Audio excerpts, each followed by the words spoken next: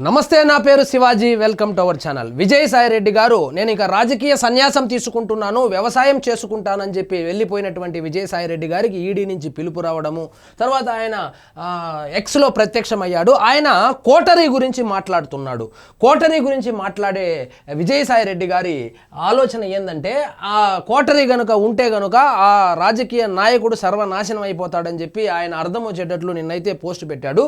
ఇప్పుడు ఆంధ్రప్రదేశ్లో ప్రధానంగా ఉన్నటువంటి పార్టీలు మూడు: ఒకటి తెలుగుదేశం పార్టీ, రెండు జనసేన పార్టీ, మూడు మన వైఎస్ఆర్సీపీ పార్టీ, ఇంకా బీజేపీ నేషనల్ పార్టీ కాబట్టి దాని గురించి ప్రస్తావించవలసినటువంటి అవసరం లేదు. ఈయన చెబుతున్నటువంటి కోటరీ విషయానికి వస్తే, తెలుగుదేశంలో ఎప్పుడు కోటరీ అనేది ఉండదు. ఎందుకంటే అందులో డెసిషన్ మేకరు చంద్రబాబు నాయుడు గారే.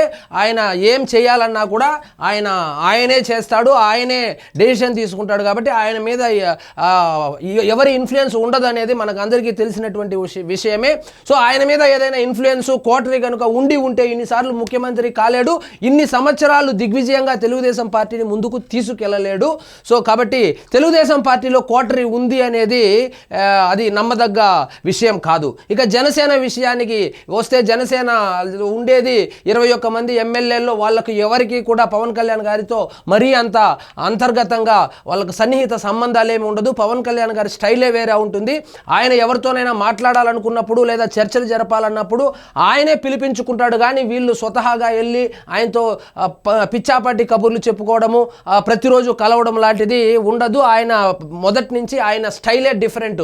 సో జనసేన పార్టీకి కోటరీ అనేటువంటి ఓడే అది వాళ్లకు వర్తించదు. ఇక మిగిలింది వైఎస్ఆర్సీపీ పార్టీ. సో మన విజయసాయి రెడ్డి గారు ఎప్పుడు ప్రెస్ మీట్ పెట్టినా, ఎప్పుడు సోషల్ మీడియాలో స్పందించినా కోటరీ కోటరీ కోటరీ అంటుంటాడు. అది ప్రత్యక్షంగా వైఎస్ఆర్సీపీ పార్టీని ఉద్దేశించే అని చెప్పి అందరికీ తెలిసినటువంటి విషయమే.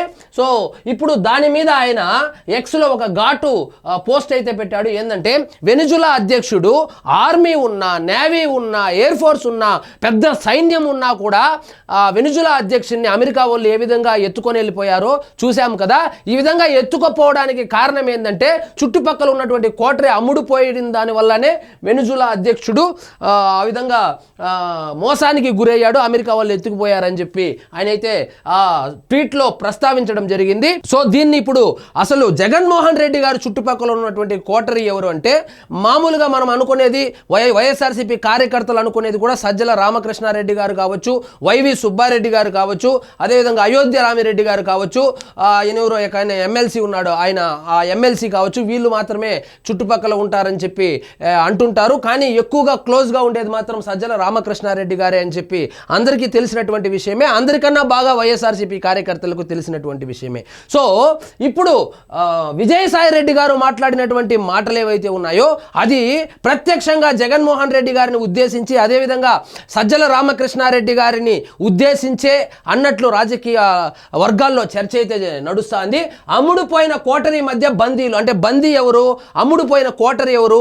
ఒకవేళ అమ్ముడుపోయిన కోటరీ అంటే జగన్మోహన్ రెడ్డి గారు చుట్టూ ఉన్నటువంటి కోటరీగా చెప్పబడే వాళ్ళు అమ్ముడుపోయారని, జగన్మోహన్ రెడ్డి గారు బందీగా ఉన్నారని, బయట ఏం జరుగుతూ ఉందో జగన్మోహన్ రెడ్డి గారికి తెలియడం లేదని, 151 సీట్లు గెలిచినటువంటి అతి బలమైన పార్టీ నిర్వీర్యం అయిపోవడానికి, 11 సీట్లు పడిపోవడానికి కారణమే ఆ కోటరీ అని అర్థం వచ్చేటట్లయితే కనుక విజయసాయి రెడ్డి గారు అయితే చెప్పుకొచ్చారు. భవిష్యత్తులో మీ గతి ఏంటో ఇప్పటికైనా గుర్తించండి. ఎక్స్లో చేసిన పోస్టులో విజయసాయి రెడ్డి వ్యాఖ్యలు, వెనిజులా అంశాన్ని ముడిపెడుతూ హెచ్చరికలు, ఆ బందీ జగనేనా? రాజకీయ వర్గాల్లో తీవ్ర చర్చ. ఇప్పుడు చర్చ అంతా ఏం జరుగుతుందంటే, ఆ బందీ అయిపోయిండేది జగన్మోహన్ రెడ్డి గారా, లేకపోతే అమ్ముడుపోయిండేది సజ్జల రామకృష్ణారెడ్డి గారా అని చెప్పి చర్చ అయితే నడుస్తూ ఉంది.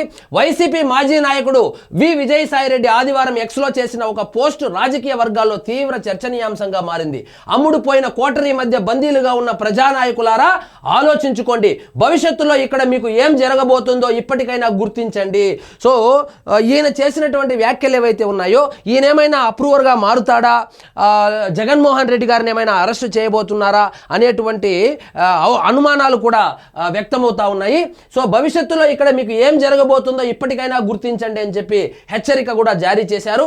వెనిజులాలో భారీ ప్రజాదరణతో ఎన్నికైన తర్వాత army, navy, air force, intelligence అధిపతులు ఇంతమంది చుట్టూ ఉన్న మిసైళ్లు, యుద్ధ విమానాలు, భారీ సైన్యం ఎంతగా ఉన్నా ఆ దేశాధ్యక్షుడిని, అతడి భార్యని ప్రెసిడెన్షియల్ ప్యాలెస్ నుంచి అమెరికా ఎలాంటి ప్రతిఘటన లేకుండా తీసుకెళ్లిపోయిందంటే కారణం ఏమిటి? వారంతా అమ్ముడుపోవడమే కదా అని ఆ పోస్టులో విజయసాయిరెడ్డి వ్యాఖ్యానించారు.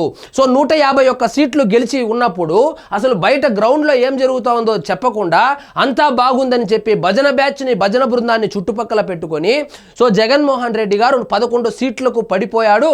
సో భవిష్యత్తు కూడా అగమ్య గోచరంగా ఉంది అని అర్థం వచ్చేటట్లు, అంటే ఈ కోటరీనే నమ్ముకుంటే, ఈ అమ్ముడుపోయినటువంటి వాళ్ళనే నమ్ముకొని కనుక పార్టీని నడిపితే సో భవిష్యత్తు అంధకారం అవుతుందనేటువంటి అర్థం వచ్చేటట్లు ఎక్స్లో విజయసాయిరెడ్డి గారు అయితే స్పందించడం జరిగింది. సో ఈ వ్యాఖ్యలు పరోక్షంగా వైసీపీ అధ్యక్షుడు జగన్ను ఉద్దేశించినవేనని చర్చ సాగుతోంది. ఈ మధ్య కాలంలో విజయసాయిరెడ్డి రాజకీయాలపై మాట్లాడడం లేదు, కానీ జగన్పై తన మనసు విరిగిపోయిందని, ఆయన పిలిచినా వైసీపీలోకి వెళ్ళబోనంటూ ఇటీవల ఒక ప్రైవేట్ ఇంటర్వ్యూలో మాజీ ఎంపీ వెల్లడించారు.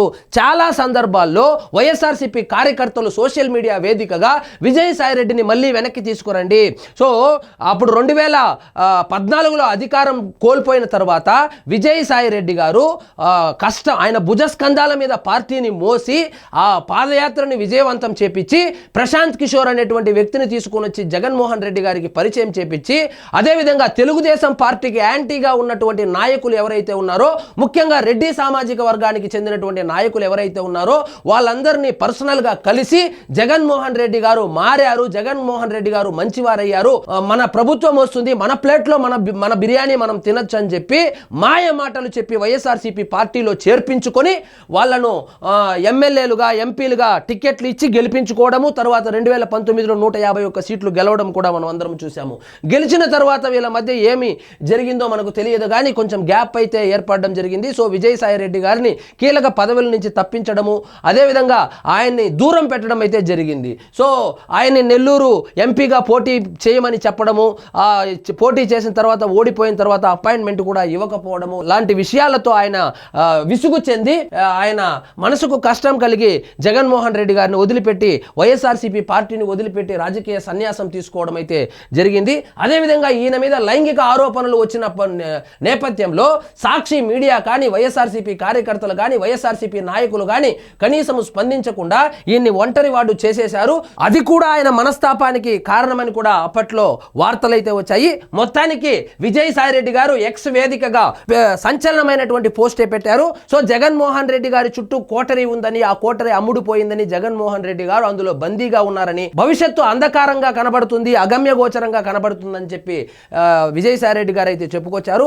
సో ఇప్పుడు మనం చెప్పినట్లు ఈయన ప్రస్తావించినటువంటి ఆ బందీ కావచ్చు, కోటరీ కావచ్చు, ఇది కరెక్ట్గా యాప్ట్ అయ్యేది వైఎస్ఆర్సీపీ పార్టీకే. కాబట్టి జగన్మోహన్ రెడ్డి గారిని ఉద్దేశించే, జగన్మోహన్ రెడ్డి గారి చుట్టూ ఉన్నటువంటి కోటరీని ఉద్దేశించే విజయసాయిరెడ్డి గారు ఈ వ్యాఖ్యలు చేశారని చెప్పి ఇప్పుడు చర్చ అయితే నడుస్తూ ఉంది.